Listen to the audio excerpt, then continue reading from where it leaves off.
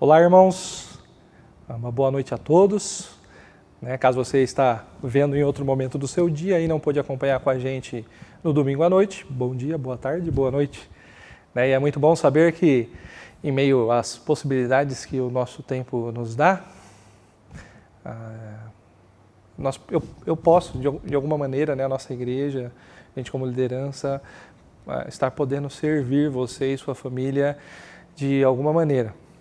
Certamente, nada supera, nada substitui nós estarmos juntos aqui, para celebrarmos o nosso Deus, ou dentro de uma casa, onde a gente pode estar orando uns pelos outros, mas é o que Deus tem permitido para a gente hoje, Mesmo tendo gravado, e aí junto com o pastor Roni, mais de 60 devocionais, eu particularmente tendo gravado já uma mensagem, todo sábado, estando aí com os adolescentes e com os jovens naquele programa Zoom, de reuniões virtuais, fazendo meu soma virtual. Isso aqui é uma tarefa bem difícil de se realizar.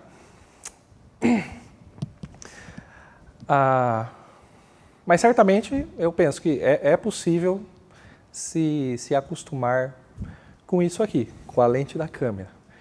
Mas com essas cadeiras aqui atrás vazias, isso aqui a gente não consegue realmente se acostumar. E a propósito, só um momento de descontração, e aí para tirar a curiosidade de alguns irmãos, alguns têm me perguntado, às vezes, se o fundo aqui de trás é aquele chroma key, sabe aquele fundo verde, que às vezes filmes, programas de televisão usam e aí projeta uma imagem lá atrás. Não é, tá, irmãos? Aqui é a cadeira, tá? Nós estamos gravando realmente na igreja, o Diego está aqui, o pastor Roni está ali, tá? E nós estamos na igreja gravando, é a igreja mesmo. É que quando estávamos gravando durante o dia, às vezes você viu o movimento pelas janelas lá fora, E agora à noite a gente não consegue enxergar direito lá fora, a imagem atrás fica totalmente estática, praticamente 100% estática. Então aí às vezes você tem a impressão de que ela está parada, poderia até ser mesmo uma foto, mas não é, tá? Mas voltando, eu insisto para vocês que não se cansem de orar para que essa fase aqui passe, para que Deus realmente abrevie esses dias, e Ele certamente tem poder para isso. Esse mal tem assolado a nossa humanidade e, de certa forma, isso tem afetado a gente como indivíduos, a gente como família, até mesmo a gente como igreja. Não é natural que deixemos de cultuar nosso Deus juntos e expressar fisicamente essa unidade que nós temos, então, com Cristo e uns com os outros a partir de Cristo, mas aprove a Deus que este momento fosse assim.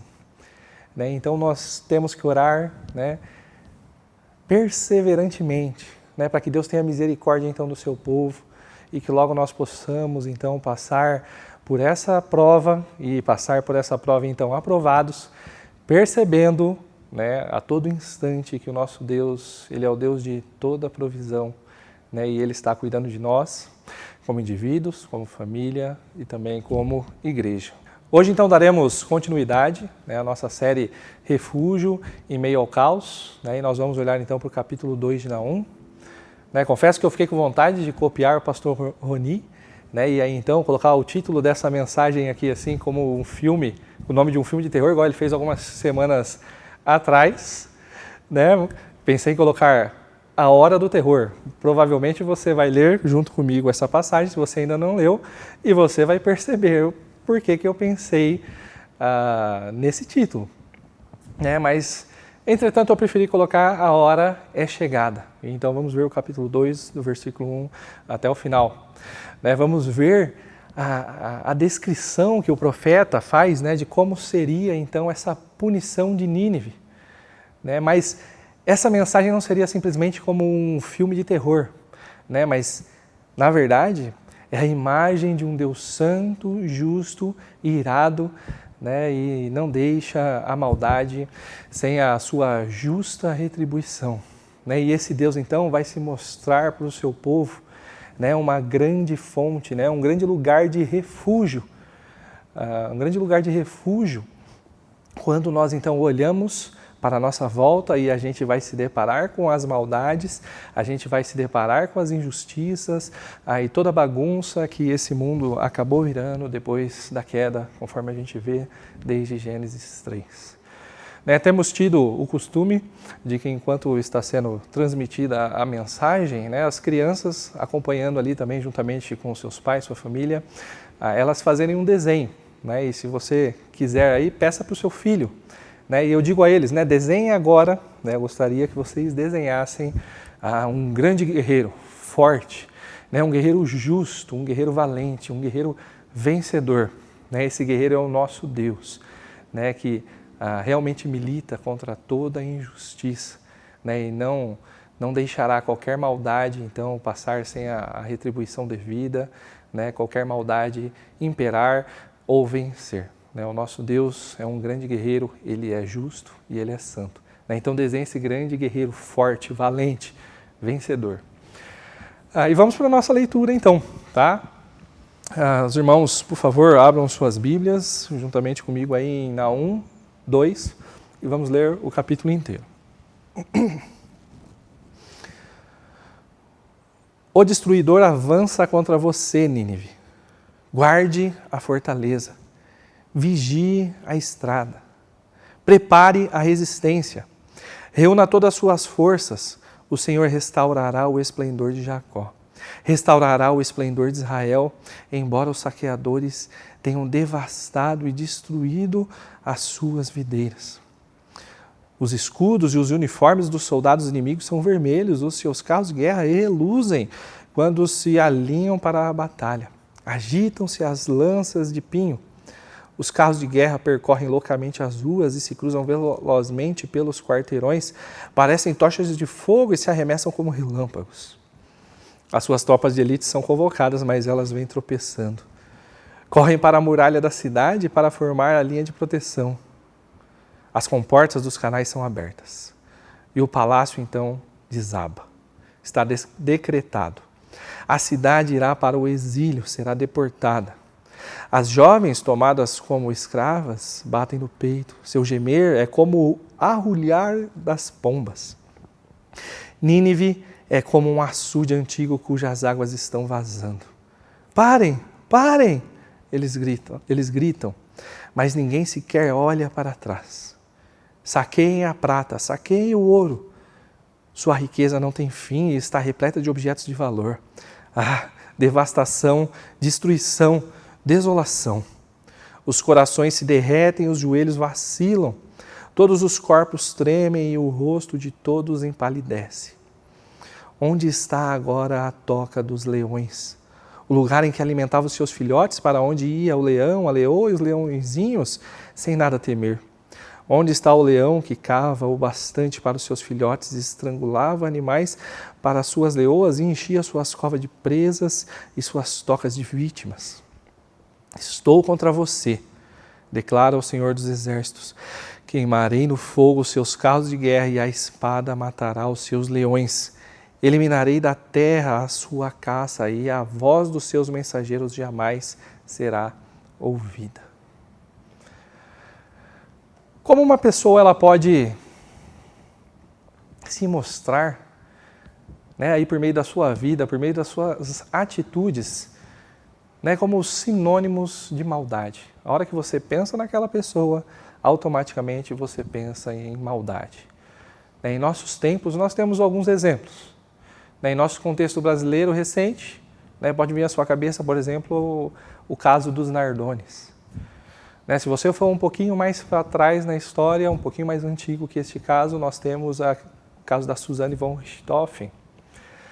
Talvez, se a gente for partir para uma história mais geral, e talvez o maior símbolo de maldade que a gente tem na nossa história recente, viria à nossa cabeça certamente o nome de Adolf Hitler. Ao mencionarmos esses nomes, automaticamente vêm já associados esses nomes às maiores atrocidades. Suas vidas elas ficaram intimamente ligadas às coisas extremamente perversas. Como temos visto né, desde que iniciamos os nossos estudos, né, os assírios realmente eram cruéis. Né, a sua capital, Nínive, era o símbolo de toda a maldade. Talvez para uma melhor compreensão de qual seria o sentido, né, de quando as pessoas ouviam o nome de Nínive, eu posso tentar dar um exemplo um pouco mais próximo. Mas, por favor, né, ouçam, claro, nas suas devidas proporções. Pense em uma cidade que ela é símbolo de poder, ela é o centro do poder da sua nação. Né, positivamente, ela é uma cidade muito bela. Né, a sua arquitetura é deslumbrante, é imponente. Mas essa cidade ela é símbolo de corrupção e tem sangue de muitas pessoas em suas mãos. Né, por acaso você consegue dar um palpite de que cidade eu estou falando? Né, quando nós pensamos na capital do nosso país, Brasília, automaticamente a gente vai associar esse nome a coisas similares. Né, é o centro de poder do nosso país. Eu nunca fui a Brasília, ainda, pelo menos. Né, mas foi uma cidade projetada por Oscar Niemeyer. Né, e dizem que principalmente a região do Planalto, né, é realmente muito bonita. Mas de imediato a gente já liga também o nome dessa cidade à corrupção. Né, e certamente quando nós estamos falando do sangue nas mãos, não é exatamente literal, né, mas de maneira indireta. Muitas vidas foram ceifadas, né, a partir aí de apropriações indevidas que políticos fizeram aí de dinheiro público ou até mesmo de responsabilidades que foram negligenciadas pelos nossos governantes. Nínive era mais ou menos assim, talvez num nível um pouco maior, onde Deus então diria: basta. Só de ouvir o seu nome, né, os seus inimigos eles já pensavam nas maiores perversidades. Eles chegavam a capturar então um inimigo e eles perversamente, né, tiravam a pele do corpo inteiro daquele inimigo e colocavam aquele corpo em exposição para intimidar qualquer outro inimigo que então aparecesse. Quando nós olhamos para o capítulo 1, né, sobretudo a partir aí das 3 mensagens que nós tivemos anteriormente, né, nós podemos ver o nosso Deus sendo apresentado como um grande vingador. E o profeta ele vai unir então de maneira primorosa, né, o caráter zeloso de Deus, a sua ira, juntamente com a sua longanimidade e também o seu poder. Essas características de maneira nenhuma elas vêm a se contradizer, mas elas acabam se complementando perfeitamente. Deus, né, o grande vingador, é capaz então de subjugar toda e qualquer maldade em favor do seu povo, o qual, né, então, ele se relaciona pessoalmente com ternura e com bondade. Então, Deus se mostraria agora em favor de Judá, derramando a sua ira de maneira irreversível sobre a Síria. A partir disso, nós podemos entender então que esta mensagem é de boas novas para Judá, mas é um triste fim para Nínive. E no texto de hoje, né, eu gostaria que nós pudéssemos então analisar 2 cenas que estão sendo construídas nesse capítulo, nessa história, sendo anunciadas então pelo profeta. Né? E a partir delas, a gente então poder reconhecer que a manifestação da justiça de Deus contra a perversidade é fonte de consolo e de temor para o seu povo. Vamos à primeira cena? A primeira cena, então, a partir do versículo 1 e 2, nós podemos ver um Deus que é implacável contra a perversidade, mas é bom para com o seu povo. Vamos ler o versículo 1? O destruidor avança contra você, Nínive. Guarda a fortaleza, vigia a estrada, prepare a resistência, reúna todas as suas forças. Veja essa cena se iniciando. É o anúncio de um início de uma batalha, mas perceba, né, que estratégia é essa que que o nosso Deus está usando, onde pode ser visto, né, um pré-anúncio, né, um aviso a respeito de um ataque, juntamente com uma convocação para que esses então estejam preparados. Né? Guarde, vigie, prepare, reúna. Esse trecho, né, ele é dotado, talvez uma boa expressão seria sarcasmo, mas na nossa sociedade isso tem um sentido pejorativo. Então a gente pode dizer que, no mínimo, um bom grau de ironia, Deus, né, o nosso Deus Todo-Poderoso, Ele está usando aqui.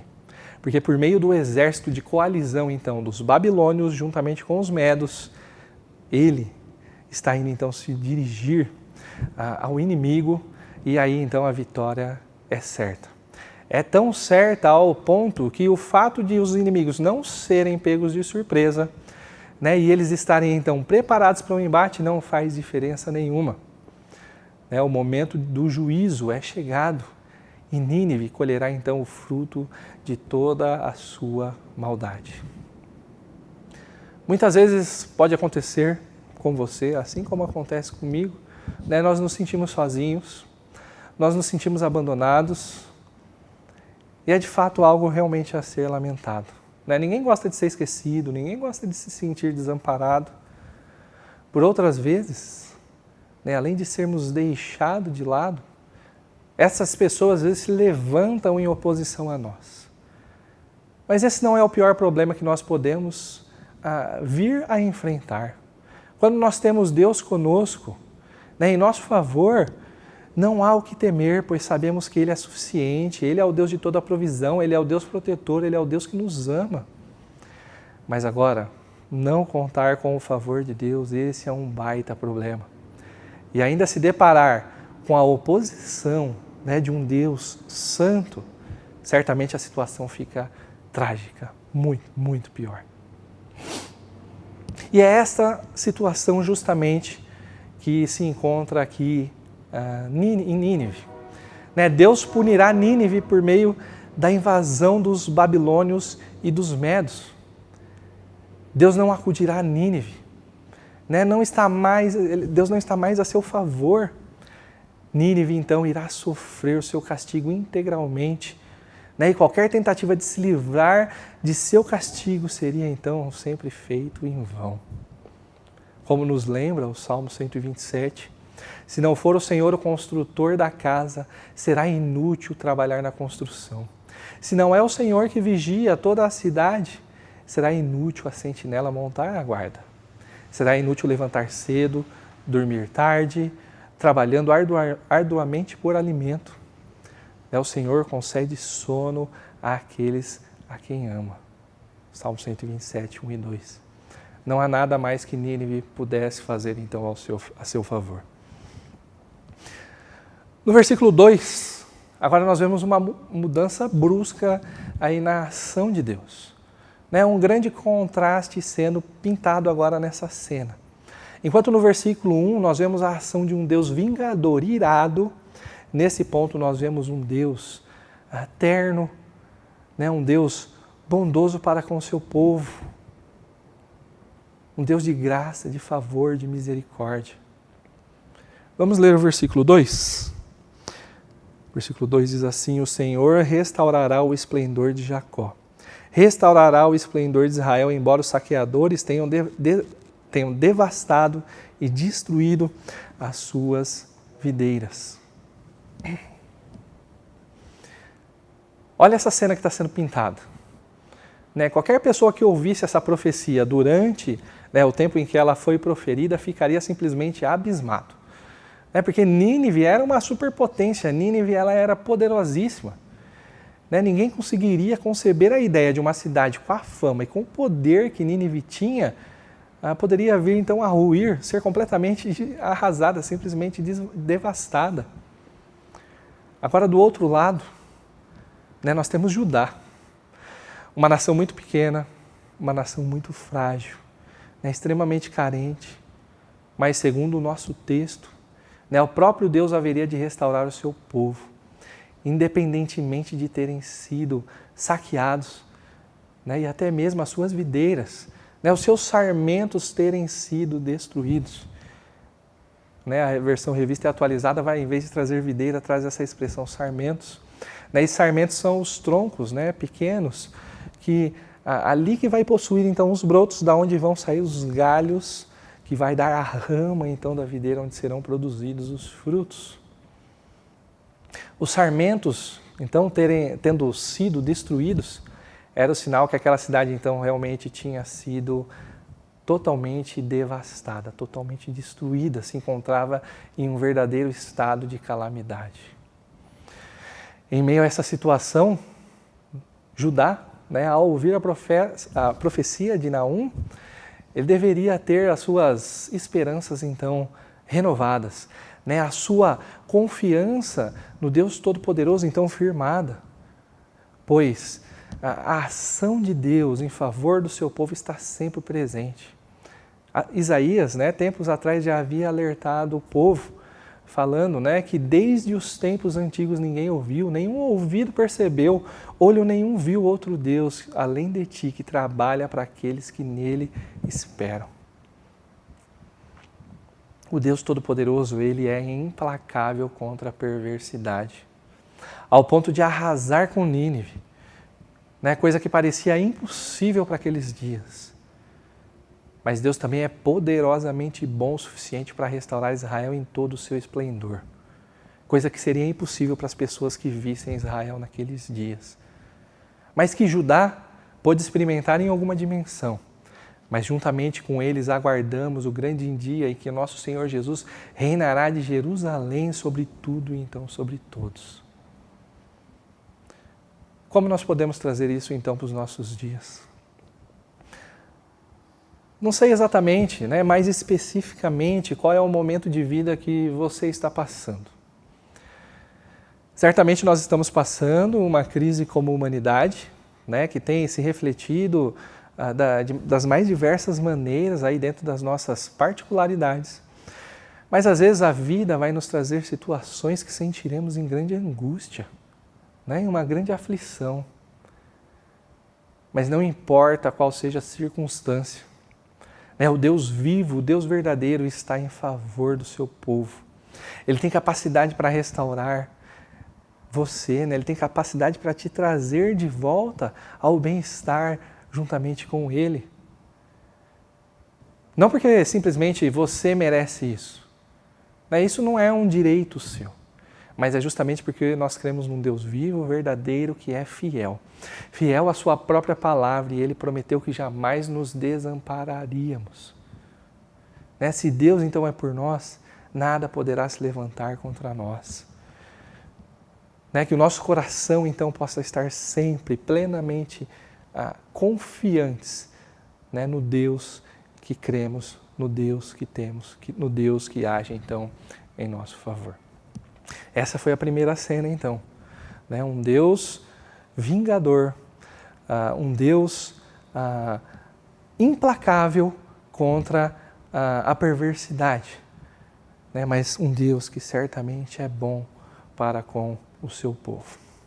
A segunda cena nós vamos começar a ver a partir, então, do versículo 3, onde nós vamos perceber que Nínive vai receber, então, o justo juízo de acordo com tudo aquilo que ela buscou, de acordo com os caminhos que ela seguiu.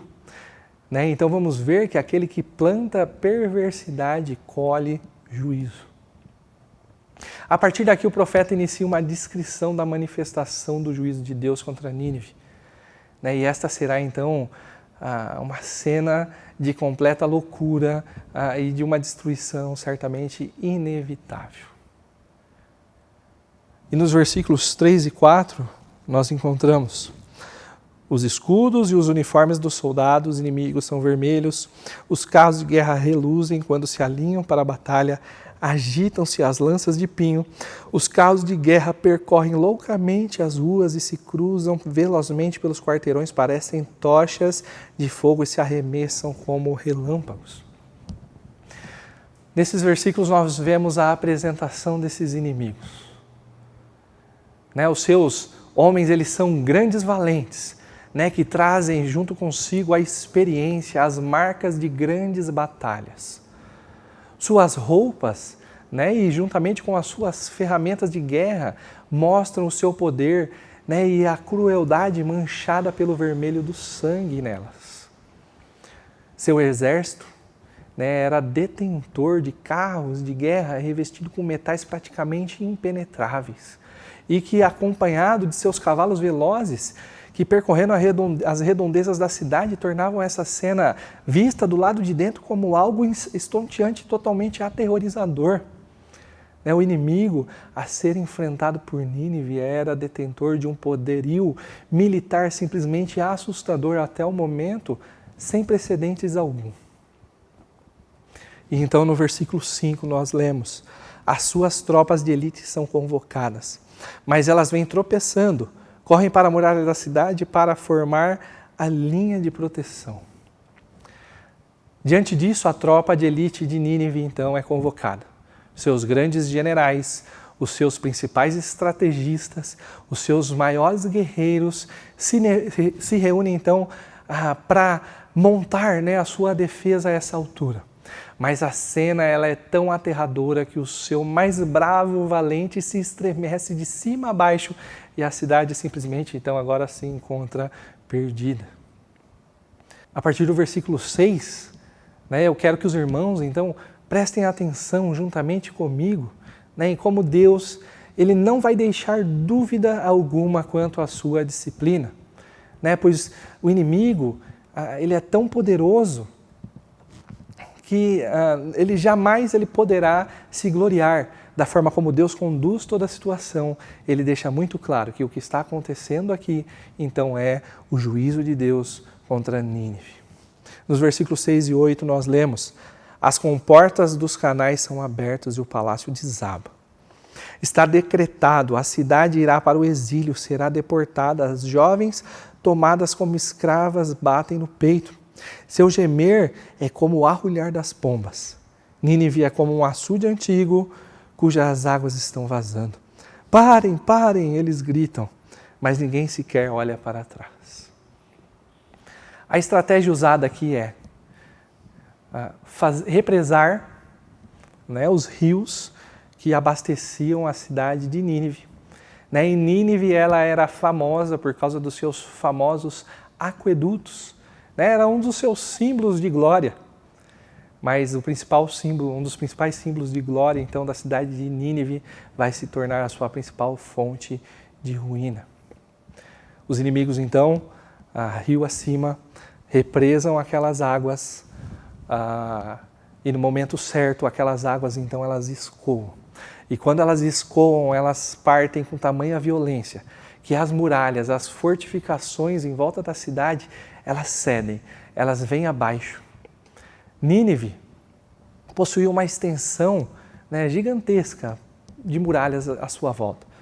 Era aproximadamente 45 quilômetros de muralha em seu entorno. E as enchentes que foram criadas por conta da estratégia do inimigo, elas contribuem para que aproximadamente 13 quilômetros, né, dessas muralhas venham abaixo. É algo simplesmente avassalador, né? Chegando ao ponto dessa vitória parecer tão fácil para os medos e para os babilônios, que eles não chegariam nem perto de usar todo o seu poderio para conquistar aquela vitória, né? Pois a derrota de Nínive, na verdade, ela era fruto de um justo juízo do Senhor, né? E não simplesmente fruto ou resultado de qualquer tipo de ambição humana. Ainda que Deus estivesse usando os babilônios, né, Ele deixa claro: essa vitória é minha, essa vitória é do Senhor. Versículos 9 e 13, a cena continua. 9 a 13. Saqueiem a prata, saqueiem o ouro. Sua riqueza não tem fim, está repleta de objetos de valor. Devastação, destruição, desolação. Os corações se derretem, os joelhos vacilam, todos os corpos tremem, os rostos de todos empalidecem. Onde agora está a toca dos leões? o lugar em que alimentavam os seus filhotes, para onde ia o leão, a leoa e os leõezinhos, sem nada temer. Onde está o leão que caçava o bastante para os seus filhotes, estrangulava animais para as suas leoas e enchia as covas de presa e as suas tocas de vítimas? Estou contra você, declara o Senhor dos Exércitos. Queimarei no fogo os seus carros de guerra e a espada matará os seus leões. Eliminarei da terra a sua caça e a voz dos seus mensageiros jamais será ouvida. Quando eu leio esse trecho, uma das imagens, uma das coisas que vem de imediato à minha mente é uma passagem bíblica e uma música. A passagem bíblica é Marcos 8, 36 e 37, Pois que adianta o homem ganhar o mundo inteiro e perder a sua alma? Ou o que o homem poderia dar em troca de sua alma? E a música que vem à minha cabeça é de uma banda antiga. Provavelmente muitos de vocês vão rir. Mas o que veio à minha mente foi a música Extra Extra do Cats Barneia. Certamente essa música ela foi influenciada por esse texto que acabamos de ler. E a música diz de um jornaleiro que sai então trazendo uma manchete. O mundo acabará amanhã de manhã. Ou seja, o juízo do nosso Senhor é iminente. E então nós nos deparamos agora com o personagem Johnny se deparando com essa realidade. E os trechos da música são esses. Ei Johnny, como você se sente? O que você faria nas últimas horas? Foram avisar assim tão de repente, você não estava preparado. Você passou a vida ajuntando riquezas. Alguém já lhe disse que ninguém pode comer 20 pratos por dia, ninguém pode dormir em 20 camas numa noite.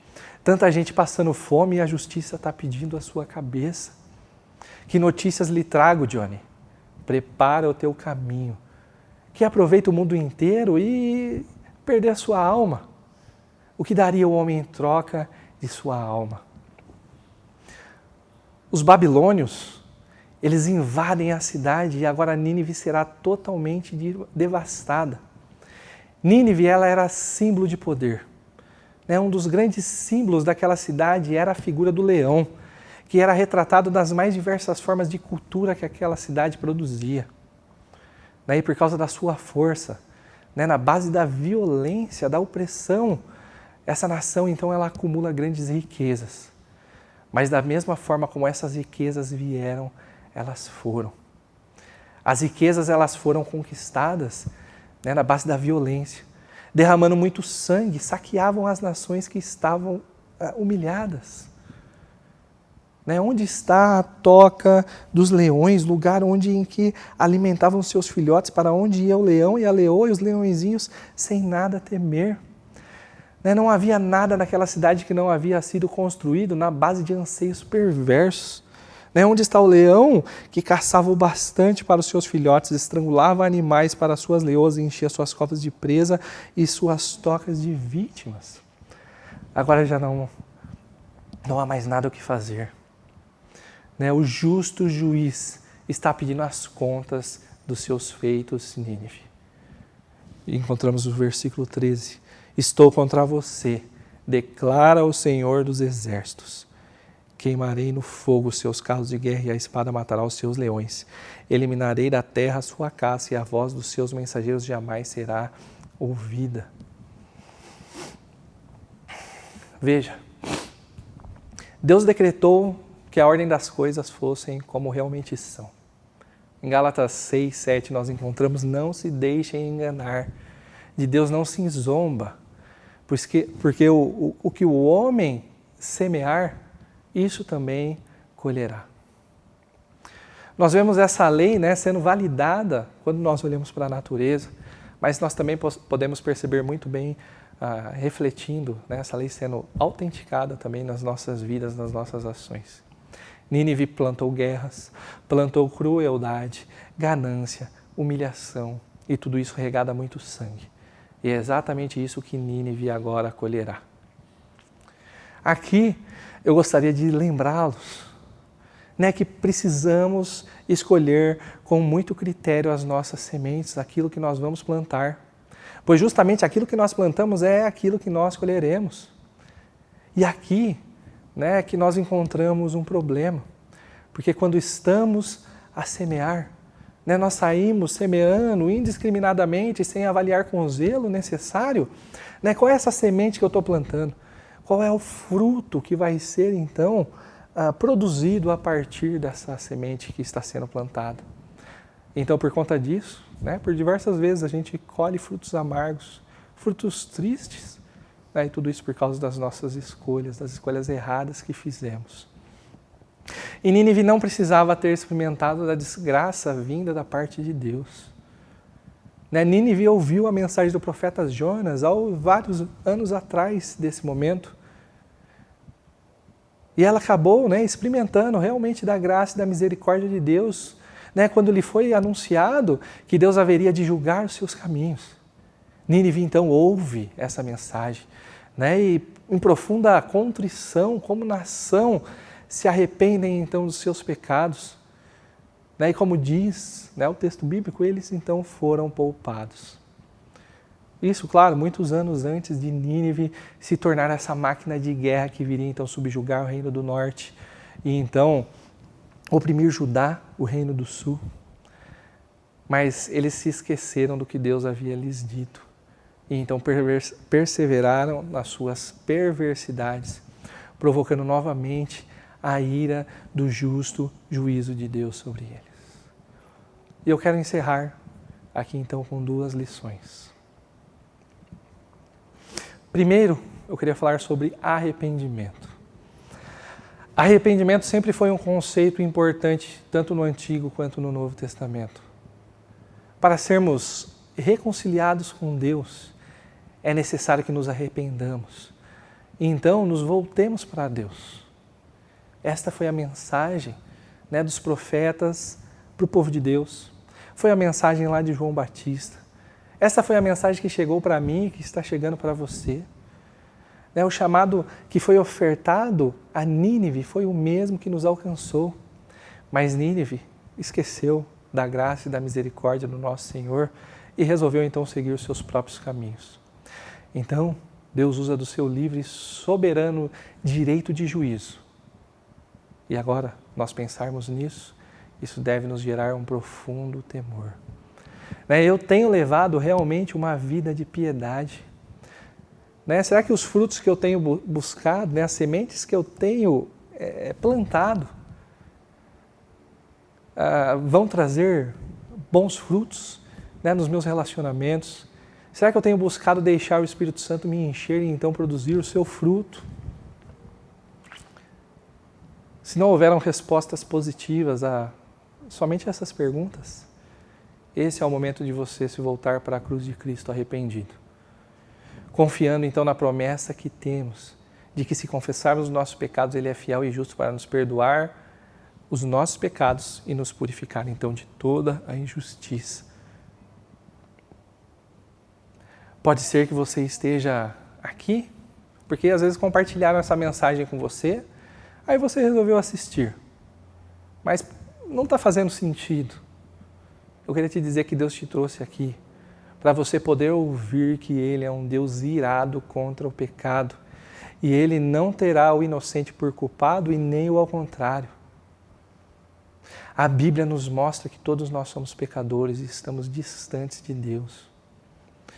Deus, nesse momento, então, Ele te oferta a salvação por meio de Jesus Cristo, que foi morto pelos nossos pecados e ressuscitou ao 3º dia, nos trazendo então o perdão, a reconciliação novamente com o nosso Deus, a esperança da ressurreição e a certeza de uma vida eterna juntamente com Ele. Se arrependa então de viver sua vida longe de Deus, nos seus pecados, e entregue sua vida para Jesus, depositando sua fé inteiramente nele e receba Cristo como seu Salvador. Arrependimento. Quando pensamos no juízo do nosso Deus, devemos ter grande temor, olharmos para os nossos corações e buscar arrependimento. E a segunda lição, então, para encerrarmos, é que Deus, Ele é bom para com o seu povo. Não importa o quanto você tem sofrido, o quanto você tem sido perseguido, o quanto você tem sido humilhado por amor a Ele. Ele é o justo juiz e punirá toda a perversidade. Judá se encontrava desolada, mas ao saber que o nosso Deus é um Deus que pune toda a perversidade, toda a maldade, isso enche o coração de Judá de consolo, de ânimo. E certamente podemos olhar para o nosso Deus, que é um Deus vingador contra todo o mal, como um grande refúgio para o seu coração. Minha oração, então, para o dia de hoje, meus irmãos, é que nós possamos olhar, né, o relato da profecia que o profeta Naum faz a respeito da queda de Nínive. Possamos lembrar, né, que o juízo de Deus é implacável e Ele punirá todo o mal. E com o coração cheio de temor, então, nós nos arrependamos dos nossos pecados, né, de levar uma vida que negligencia a vontade de Deus, né, o propósito do qual nós fomos chamados, e buscarmos viver uma vida de santidade, de intimidade com o nosso Deus. Né, e também, diante das calamidades, das tristezas, das adversidades que a vida nos traz, a gente possa sempre se lembrar que Deus está a nosso favor e Ele cuida e Ele é bom para com o seu povo. Vamos orar? Pai, muito obrigado pelo dia que o Senhor tem nos dado. Mais uma vez, Sua graça e Sua misericórdia sobre nós. Te louvamos porque, além disso, o Senhor já nos deu também a verdadeira vida por meio de Jesus Cristo, Teu Filho. Muito obrigado pela salvação que temos vinda da parte do Senhor. Muito obrigado por tamanho amor. E, Senhor, obrigado, porque no tempo em que vivemos, né, nós temos essas facilidades que o nosso tempo nos traz, de que ainda que não podemos estar juntos fisicamente, como igreja, para te cultuar, ou às vezes a gente poder estar visitando uns aos outros e desfrutando de tempo de comunhão ali, de compartilhar, de viver juntos, de orar juntos, de servir juntos.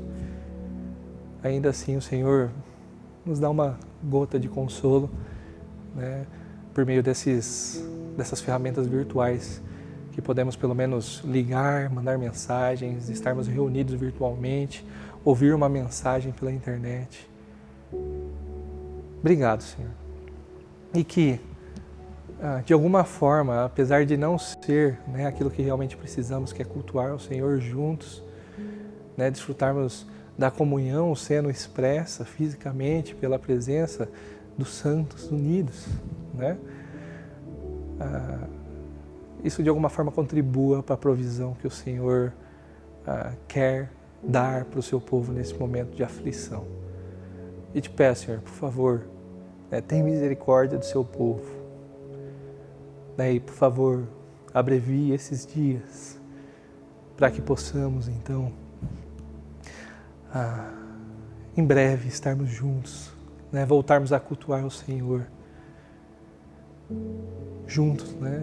E que no mínimo, Senhor, né, a gente aprenda, né, a valorizar a importância do culto público, né, e da comunhão cristã. Né, abençoe cientistas, médicos, né, os governos, para que eles possam então achar, né, os métodos corretos, desenvolver as ferramentas, os medicamentos adequados para que esse mal passe. Mas, Senhor, o Senhor pode, né? O Senhor pode simplesmente sumir com isso. E te peço, Pai, tenha misericórdia do Teu povo mais uma vez. Obrigado pela mensagem que a gente pôde ouvir, né? Muito obrigado pela Sua palavra que fala aos nossos corações. E que em momentos de crise, né, a gente possa encontrar nosso verdadeiro refúgio no Senhor. Diante das injustiças que vemos nesse mundo, a gente possa estar totalmente descansado, sabendo que o Senhor é um Deus implacável no juízo, no seu juízo. E que assim o nosso coração descanse, sabendo que o Senhor é o nosso vingador. Mas que tudo isso também gere grande temor, sabendo que aquilo que a gente planta, a gente vai colher. Nós somos chamados para uma vida de santidade, porque o Senhor é um Deus santo. Por favor, Senhor, nos conduza à santidade. Por Por favor, Senhor, nos ajude a temer, tendo a consciência que um dia o Senhor irá nos julgar. Mas muito obrigado pela certeza que temos, que Cristo, né, Ele é o perfeito sacrifício oferecido em nosso favor. E que então a gente possa viver de acordo com a vocação, né, de maneira digna da vocação da qual nós fomos chamados. Mas sabendo que o Senhor é um Deus vingador. Pai, abençoe o restante do nosso dia, os planos que temos, as coisas que ainda vamos realizar, né? E cuida do teu povo, né? Por onde quer que esteja, sobre a face da terra, que a sua boa mão esteja sobre nós, nos guardando, nos fazendo realmente sentir o seu amor, a sua misericórdia, a sua consolação, a sua graça, a todo instante, Pai. Em nome de Jesus, amém. Chorei, né? Não sei se os jovens estavam aí contabilizando uma vez aí para chorar, mas temos uma música agora, né? Acompanhe a música, aproveite um tempo para louvar a Deus com a sua família por meio desse louvor. E mais uma vez insisto, né? Como eu tenho falado pessoalmente para vocês, ou às vezes em outras transmissões, né? Aproveitem muito bem as oportunidades que a nossa igreja tem oferecido para vocês nesse momento de crise, ainda que virtualmente, mas é o que nós podemos, tá? Aproveite para seguir os devocionais que estamos feito, participe dos seus somas, dos seus grupos pequenos que estão se reunindo virtualmente, acompanhe a Escola Bíblica Dominical, acompanhe as mensagens. Deus certamente vai usar isso para edificar a sua vida, a vida da sua família. Deus abençoe você, meu irmão, e boa semana.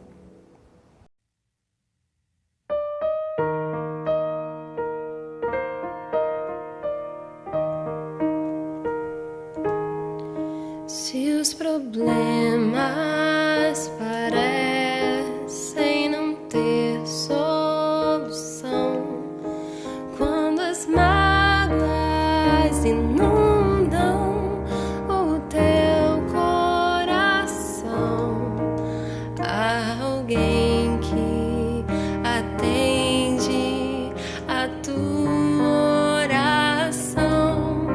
Jesus Cristo, Mestre, Senhor, Ele é o dono da chuva, do sol e do ar, é Senhor da alegria, da dor, do chorar. Ele é o dono dos montes, do céu e do mar, é Senhor das crianças, das preces, dos hinos. Ele é meu e também teu Senhor.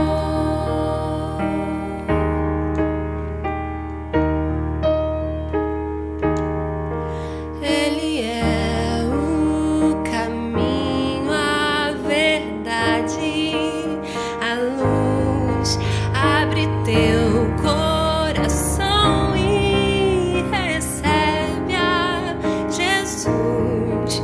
Tua vida é Cristo que agora conduz, pois é Ele teu Mestre, Senhor.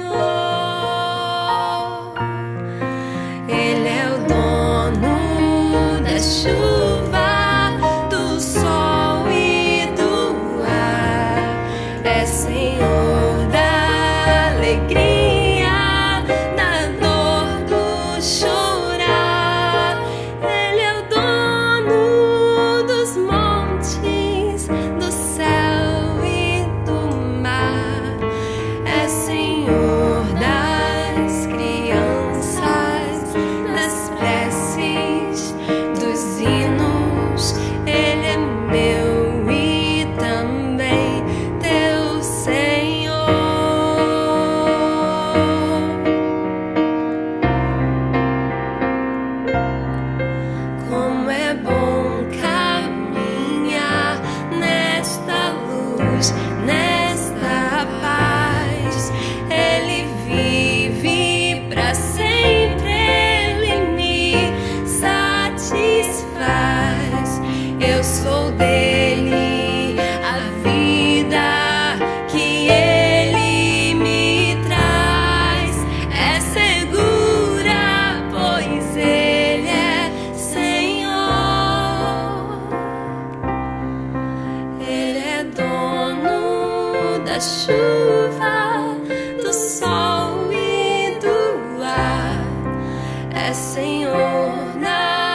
alegria, da dor do chorar. Ele é dono dos montes, do céu e do mar. É Senhor das crianças, das preces, dos hinos.